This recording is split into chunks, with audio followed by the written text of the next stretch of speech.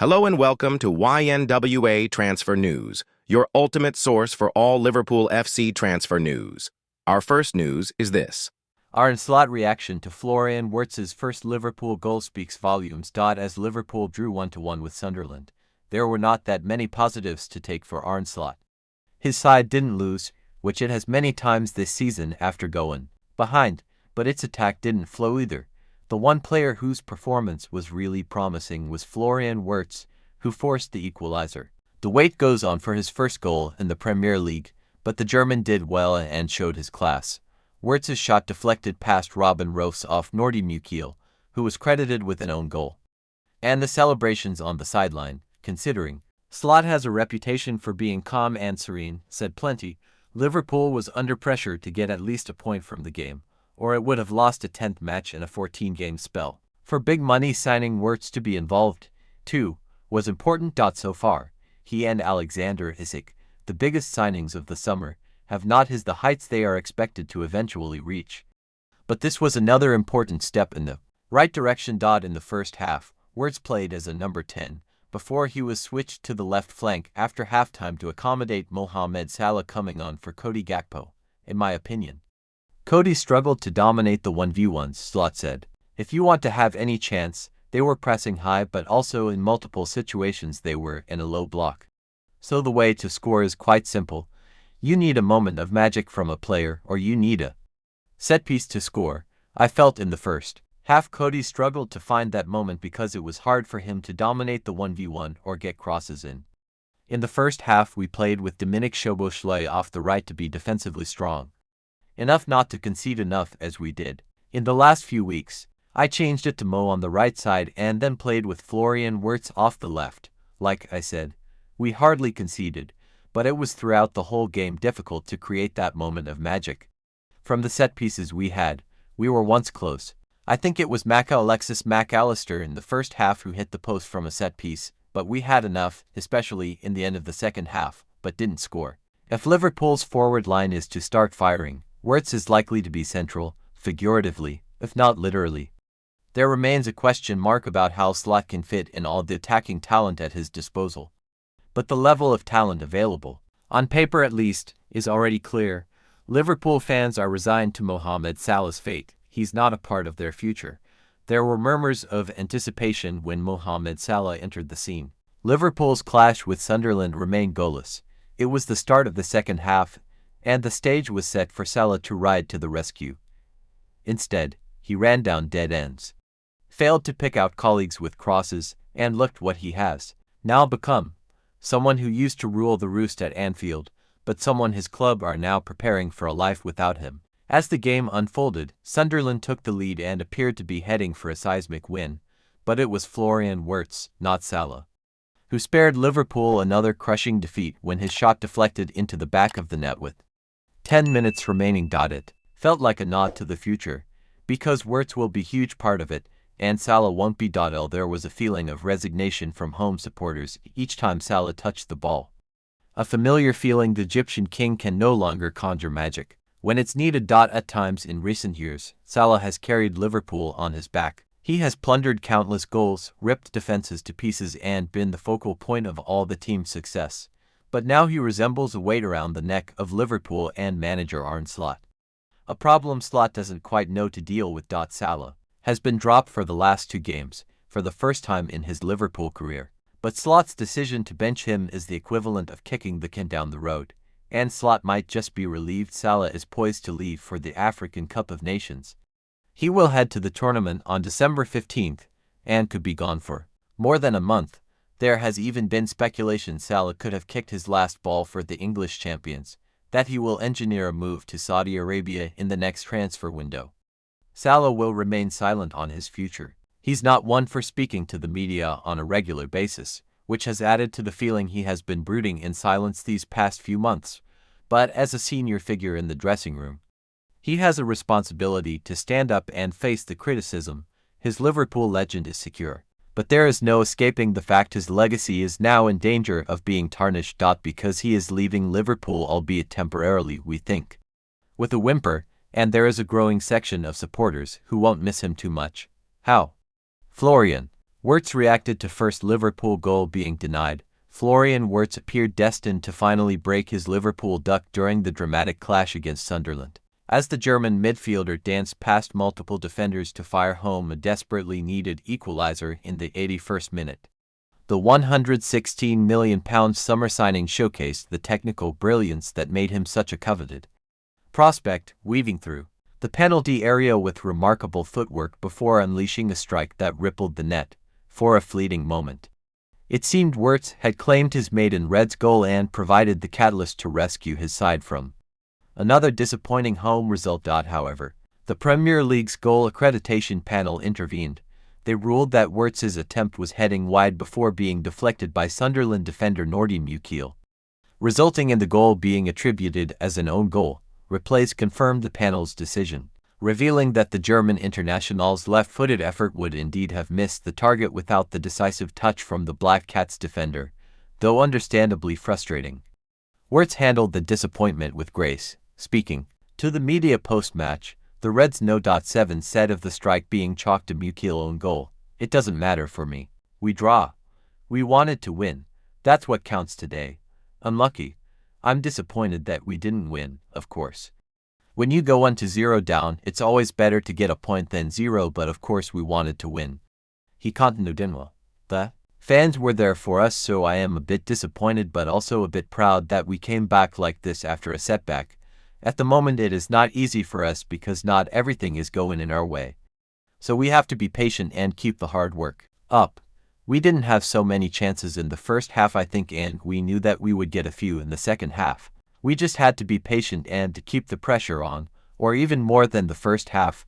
That's what we tried, and then the 1-0 was a bit unlucky. I think we could have won the duel before, and then also the deflection was a bit unlucky, but in the end we get 1 point and that is better than nothing.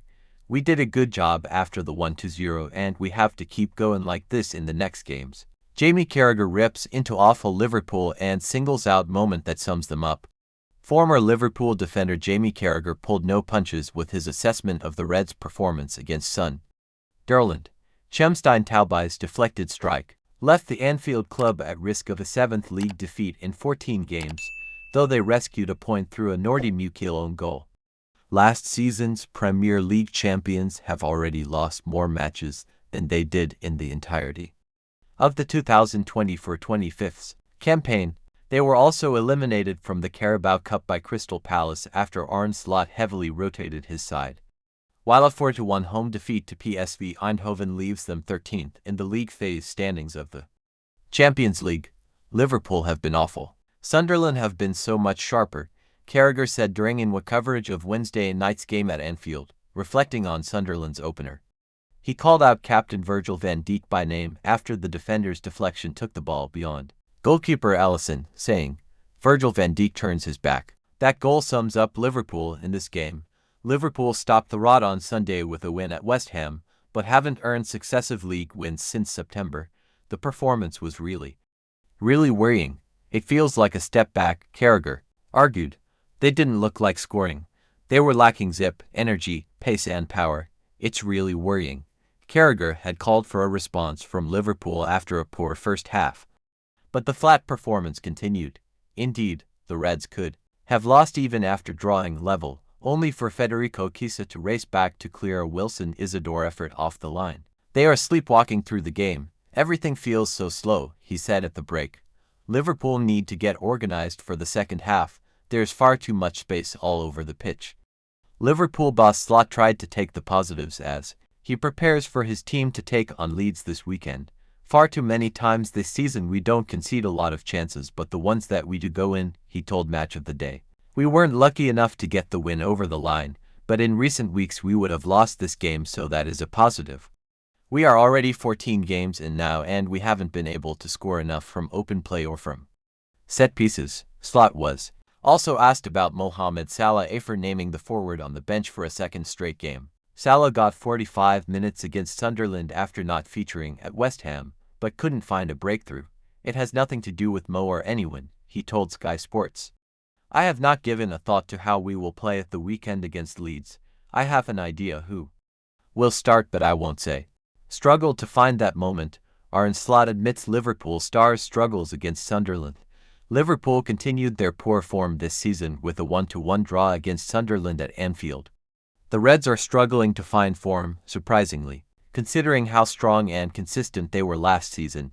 Problems are increasing for Arne Slot, and his job is now in danger at the club, despite winning the Premier League title a few months ago, following the match against Sunderland. Slot admitted that one of his players struggled to perform against a strong Sunderland side at Anfield. He named Cody Gakpo, 26, as the player who failed to make an impact in the match, and that ultimately became the reason behind Slot taking off the player at halftime and replacing him with Mohamed Salah. Arne Slot criticized Liverpool star Cody Gakpo. He said, as reported by Liverpool's official website, "In my opinion, Cody struggled to dominate the 1v1s. Like I said, they were pressing high, but also in multiple situations they were in a low block. So the way to score is quite simple. You need a moment of magic from a player, or you need a set piece to score. I felt in the first half Cody struggled to find that moment because it was hard for him to dominate the 1v1 or get crosses in. Reds expect more from the Dutch attacker." 26-year-old Gakpo has failed to find consistency this season, and, with more responsibility on his shoulders now after the departure of Luis Diaz in the summer transfer window, the Dutchman has failed to take the leadership role at the club. Only 5 goals in 20 appearances for Gakpo this season, and particularly at a time when Alexander Isak and Mohamed Salah are struggling to perform. More was expected from the Dutchman, but he has failed to live up to the expectations of the manager and the fans. Slot would be hoping that against Leeds United in their next match the attacker can improve his form and help the team turn around their poor form. Key Liverpool star staying as contract agreement close. Liverpool have got a couple of big contract decisions looming before the end of the season. 2 key defenders, Ibrahima Konate and Andy Robertson, are out of contract in summer 2026, and if no new deals are agreed then both will leave for free at the end of the current campaign. Konate is a firm fixture in Arne Slot's lineup, despite a recent slackening in form, and is attracting attention from both Bayern Munich and Inter Milan. Robertson meanwhile may have lost his place in the Premier League sheet but is valued for his leadership and experience. It remains to be seen whether the demands for both new contracts will be met by sporting director Richard Hughes, or if Konate and Robbo will be departing. Alisson will stay until 2027. One player whose future beyond 2026 now looks secure is Alisson Becker. The 33-year-old goalkeeper has just returned following injury, once again taking his place as Liverpool's number 1. Brazil international Alisson has been at the club since 2017, and his current deal is actually due to expire in 2026. But there is a clause in the deal which means that the club can renew their shot stopper for a further season. According to a report in YNWA, director Richard Hughes fully intends to trigger that clause, which should see Alisson remain on Merseyside until 2027. Liverpool take up Alisson option. Alisson's contract also expires at the end of the year, but Liverpool are expected to take up the 1-year option. They have to extend it into 2027.